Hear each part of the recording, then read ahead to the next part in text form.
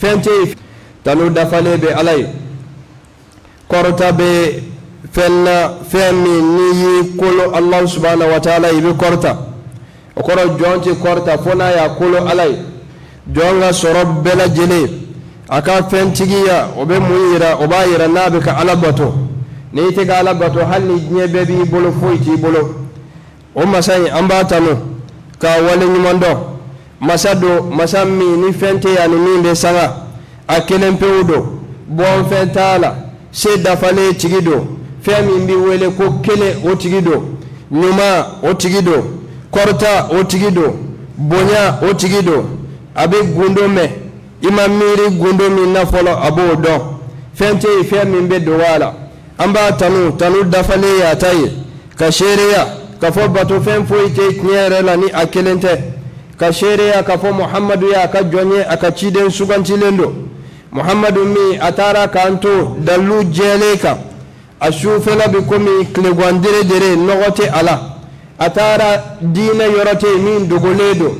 sogono kotala nambara kotala nime birifini jugoro tala aya be wala ma shite sira blafona kera ma kunangoye note ala kera ya bela jele wala sallallahu alaihi wasallam salini kishi ko nyina fa ko jidaka anaka sumo ana jenoho ani mama yisi da usenda nona sali ko chama ni kishi ko chama ala ka jom ay sira alanye ala de yawwele ka kerengere akwa minun daledo alala aw minun daledo sakakununa aw minun sonaka tugu chide ko ay sira alanye ala yesira yaknyere la akala songa safiu fa ka soro ala iblamin na iyoke okora jije kana sella harade eni kamari gelaye ise kote la haratala ibante sayala o alabuka kamari daye kiye chimi ni blalala akasoro yake de koni make kiji dai kana sella hara ni sere ko hera tiki kon ala kan kishoma ala ka jom o kofe men yara kun ladi kawlade ni ala yesra yaye sorofe la nyuma sorofe la valeur ma odi ala yesra yaye anga do anga sira alanye anga sira dunya domi nodi do labaye ambe na tajo ala nyakoro abela jelebi na lakali fe min kera mawbora min kalama mawmo bo min kalama abebe na ta fese masafi masami fente nyagami afeyi ala ka jon ala yasraya anga oke anga talaye anga oke anga baraye anga do anga nyana maya ko bela jelena ala ka hera ka suru maula ma minun de be bara nyima ke koy ala ka jon suwalu amba fa wala ka yirana ala ka yirana ambe wodo ke nyoye wodo jabira koy suwalu temena fodo ko nda fatodo o suwalu min temena abana pew ne o suwalu baneye suwalu were de bina sanga ni tese gituni ne ni taleye o suwalu temena do be uluka horera ka botasmama o jonu ya chela na kumbodo bebi gerula ko tigi tare ko tigi ni soja ma do ka horera ka botasmama ala ka sorone ni ebo kulu chela ma do fana be ulukuna goyara ka shekera uluka tampo keruka ala ko tiya fi matuguni igena ka bonga hinena ikuna goyara na soran bo tigu fana do ambi gerula ku sama foke depu masa nya joni mbodo dombay ala kana nene ye kulu chela ala ka jon anta do joni kuna jara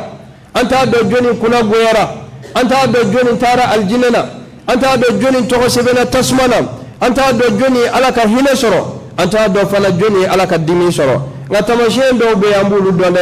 ala yo faye chide yo faye ko bara nyuma mineni ko tamashendo bala alamatun wadiha lamiha ko abangenedo ajeledo pambara ni yaye ibado ko tiyana nintigi ka bara nyuma ka chala ala fe ya menena okorote ke ka dangani adi ramade okorote ki sheshene ka chible ka dugla mo ka foki dona aljinna ka ba ayuma fo mashiye ngabara nyuma mineni tamashembala bara la segili tamashe fana bola o bara nyuma minna minena kirayo fa sallallahu alaihi wasallam ako tamashe do igmeye hasanatun tatba'uha hasana ko bara nyuma iba sura bin nyuma de ke ka tukala na nyuma do ke abin nyuma wore ke ka tukala wa ta'atun tu'akkiduha ta'a ay bato minke o jadona diskula aya do ko nyere la lafiya bi ala bato de la iba ya tesalia nafila seli atajo hal na mana misiri la ka nafila seli jamana akele miseli so wa o baraji e kabako de ikele ni ala kele ma shita do kebe ka seli ikele pew ibai ko bara nyuma bi tugo bara nyuma na ala bato bi tugo ala bato la sungalo bana koy ngale ka suma ba abin dele su abi alamsa su kalo ayyamul bidi kle sabay abo su way ba so rabika kle woro su yere fana ke sungalo ko fe ale ka suma bande sungalo bana ngale ka sarakati boma bande hal sale bi dogo ka nyuma ke mawya do amagotola mawma do amagotola bika ke fe min je ni kamo fenti dogo la bi do ngata me yere ka hal sale bi sarakati bo hal sale ka giri aljina no fe hal sale ka boni tasmanye ebe tamashe jume ni ka tamenika ni me tamashe bilbile ba minu mesira ala nyaw ka tamashe de fle minu mesira ala kalanja ba nyaw ka tamashe de fle minu menata aljina nyaw ka tamashe de fle minu ni te lafiya ni ala boto te ka tamashe de fle ulude mawye jama tara ngawbe misir ko no fardati fuko obina fajrila obina selfanana obina lazarala obina fitirila obina safola aha halisa salatu wele bu bolo valer la ina fo suwolo akmu bolo chokomi salatu te wele unyinama na fara salatu khairu min an-nawm ubada ko ala do de be suwolo imbana ngala inteba ala do de be min ka ngabato bato were tere titala ere tere tibe fe bela fala bato a nyala bato serero do la mere tere tita niyo mala do roy fato ka baray mamin ba fo kay ala bato ka se degere dola ko sisa ko abi yoromi kalna ma ala bato tugune kuna ngoya tamashele parce ma shite na dugu koloka ma min be ala bato kala kirabo sallallahu alaihi wasallam atay ataqana lillah akhshana lillah min sira ala nya katemebeka min be ala gashi sigi katemebeka ala isra boka almami ode muhammad sallallahu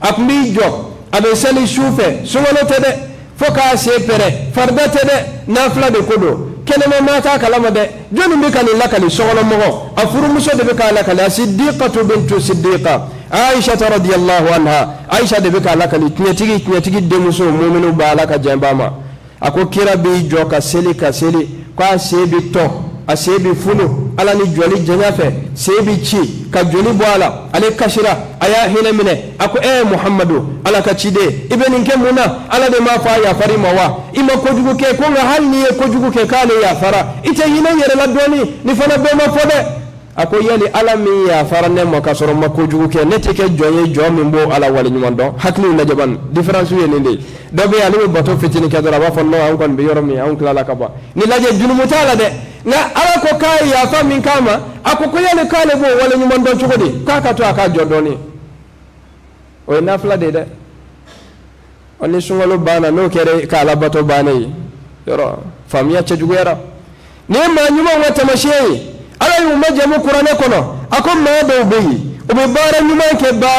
bara nyuma chama kona tabbe dusku sirane bito dusku jorale bito est-ce que yemin ka amina nawa est-ce que ala ya faruma wa akom muhammad yebulu tigula de o bi jorofana ku segi todo katane alama ko tigulde ulaika yusari'una fil khairat ni hera ko fora ulude biteli atake wa hum laha sabiqun ulude sudan so nyana ya wala hara ulude ni rotiguye na hala bi fulude ko ina do aljina kono o ba fo kono go mi fora be mi siratu mi fora be mi tasma sira mi fora be mi meleke kama kuma mi fora be mi meleke ba fo kai tema ka do ala ko kanga na so ka bo kalama aw yaw yere bedi alama aw fanate la harajat ga nyana itema ka do aljina kono wasabiquna as-sabiqun ulaika al-muqarrabun fi jannatin na'im ulude nematiguye ulude bolatiguye ulude karamatiguye ni yoro ulude ma minum be teliya ka ala sagoke ma minum tere ti ta ala batola ma minum te ala bato noji ala ma minum te kalo do kere bato kama ka kalo toke kafiri ala ma minum toke o ni kulu foloy ala kanne na wiyo kulu chala kulu fulana jone ode maye mami ay sungalo isu walma bara nyumando ke sungalo kono sungalo sara yoromi afora ko kalo yera yoromi alayhi sef la sene ko bara bana anyene minke ne belebele de koy anna sawara kono sa eta do kibi saware ita do ye bara yere min ke folo na minena iba soro amma gote misiri la tuguni abite me misiri dala fa ba ka kele jege kata kote kele la tifeka misiri ya nyana iba fo ko min muna seli ote amma gote sunna tuguni amma gote sarakati bola tuguni amma gote qur'ana kalana tuguni amma gote ala gachi sigili la tuguni nafila tede hal farda ale koni atena do tuguni ko salatu be wele wati me fo sungol wele sa ni sungol wele de sera bina salatu eri nyi ngalike salatu khairu min an-nawm wele wati me abina club be eru jatemene abisi ko faaka sawara kono garanti dun temma shibulo kibe sawara kono ode ma jumeye ode ma mi nyuma fitini ke aklala ka tnie na kallalo mayaye ode ma ye ma mi juguma fane akan nyuma fitini na ode ma ye ma mi papier da yerama ko chebi se gala sosote suwalo bana ay siradi ayerama kasegi kafiri yala kasegi fajiri yala kasegi knyalina ki banka seli ene banka seli ikabara knyana seli bali alata ka sumune seli bali alata ka bara nyuma mune ay mama ti seli o ti lama te islamai ode ma ye mami na perdira ala yo ti lama de lagu shi qur'ana kono ako wala takunu kallati naqadat ghazlaha min ba'di quwwatin ankata ni kabako kuma ide ko kana kayba fo muso goroba do nyona muso goroba mi ya shibeke ayi sigi kalo joli kle joli abika kori parata abe kori parata do abi juru kise gla abe birfini gla abe finu glana soni abina nafawati mi ay kalo chama kaka kasan chama kaka asingi sigi ka jumeike asinga wuli ka bela jele tige ka be fara ka bonyona ay tanjamba mi ken mbarala o bela jele kera bolo fuye made ka bato bete mami ala do sungalo dama nama songa ala do kalo werewla o tigila made bete ala kan kishoma o ala ka jon aka naw yere nege kan yere malasa ala bato yere terati tala koy ala bato bolo jigitala ala bato ka foko senga namba joya yutala ibise ga desede o ala foni sire ni desara ki to yoro mi abo dafaye masalan ek me ara kan tani kene seli shuoshu ibara kan tani sama seli shuoshu idesara ibanana walma corona na itiziga seli itizugo seli katuguni ibai ala ka foni sire afe aba meleke o nyamariya ko ka sebe ki be ka seli fuka tasi ka fatu lima ala foni sire de anga ima ala do ka sore ka kene ima ala do ka soro sebiye fi desele ko fi mago salen ko ni ma ala do ki to no yala ala ti do ki to gele yala de o akana ko bara ñu montige aya chesiri bara ñu mon fe sungolo bana nga ala tebba ala be bada qur'ane be kalankelaw ni nyeshine do kalankela bema kalankelaw malu yakodo de na fara ko kle ka boka bi ima mushafuta ima qur'ane dayle ka laje wallahi kanga malu ya ini allah subhanahu wa ta'ala bina nyokum be nyoya kanga malu ya wala na fara ko ima qur'ane kala defi sungolo bana o malu yakode do be defi sungolo bana fuka se sisa mo ma shafil mitri sel folo faje kun ta sele ni jamate ni kaba ko de do ma farda reseli o minga jalana bela jele ni du ma farda seli doro imi jato biti yere soro siza do ko no e kafiri ya sinza ala kan kishama ala ka jom akana bara nyuma ko tige aya chesiri bara nyuma fe ibi toni bara nyuma nunu de la fini ala bita nyon kumbe nyoya bara min kadi ala yode bara min be dume halna machaya halni fitini do wa bara bela jele ba labande bolo ma joli bey o ko jugu ke ko damnena akun cera bara nyuma ka ala yuni mine ku to ka utara aljinna